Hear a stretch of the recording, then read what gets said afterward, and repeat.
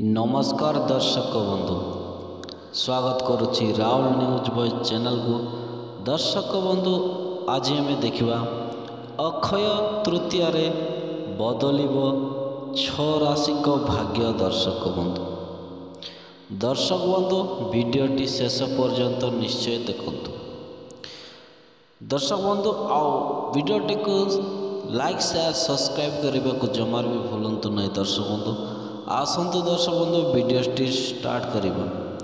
चलित वर्ष अक्षय तृतीया पूर्व एप्रिल 30 रे पालन करा जीव। दर्शक ज्योतिष गणना अनुसार अक्षय तृतीया रे चलित वर्ष 82 वर्ष पर अत्यंत शुभ संयोग हेबाकु जाउची। दर्शक बंधु मने रखंतु एई दिन सर्वार्थ सिद्धि योग, शवन योग और रवि योग हेबाकु जाउची। दर्शक बंधु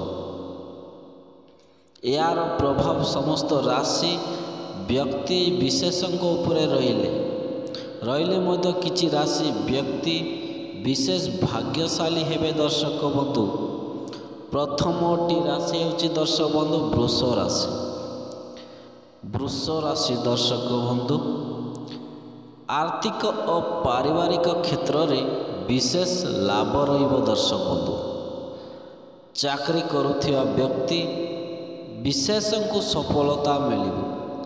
टंका निवेश करी लाभवान हेबे। दर्शक बंधु वृष राशि भाई भौणी एवं माँ बापा पाई। दर्शक बंधु कर्कट राशि।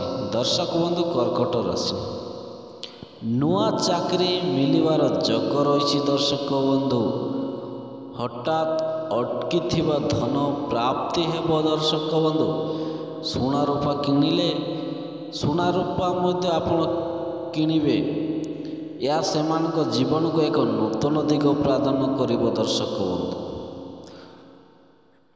तुला राशि आयर नुआ नुआ स्रोत सामना को आसीबो। दर्शक बंधु नुआ घर और गाड़ी किनिबारे योग रही। आपण मानकर तुला राशि भाई भौणी मानक पाई गाड़ी किनिबार योग रही। धन प्राप्ति हेबो। दर्शक बंधु मकर राशि। दर्शक बंधु मकर राशि नुआ व्यवसाय आरंभ करेंगे आपण माने। दर्शक बंधु मकर राशि भाई भौणी माने अटकी थिबा काम रे सफलता मिलिबो।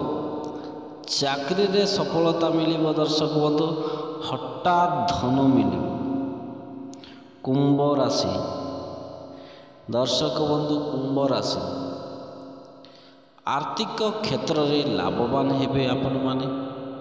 व्यवसाय लाभवान हेबो। व्यवसाय रे मध्य कर्म क्षेत्र में नूतन सुयोग मिलिबो। दर्शक बंधु घरे हस खुशीर वातावरण रहिबो।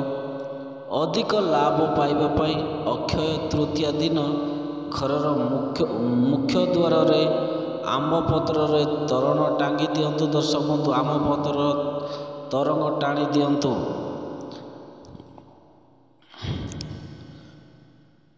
माँ लक्ष्मी को पूजा अर्चना करंतु।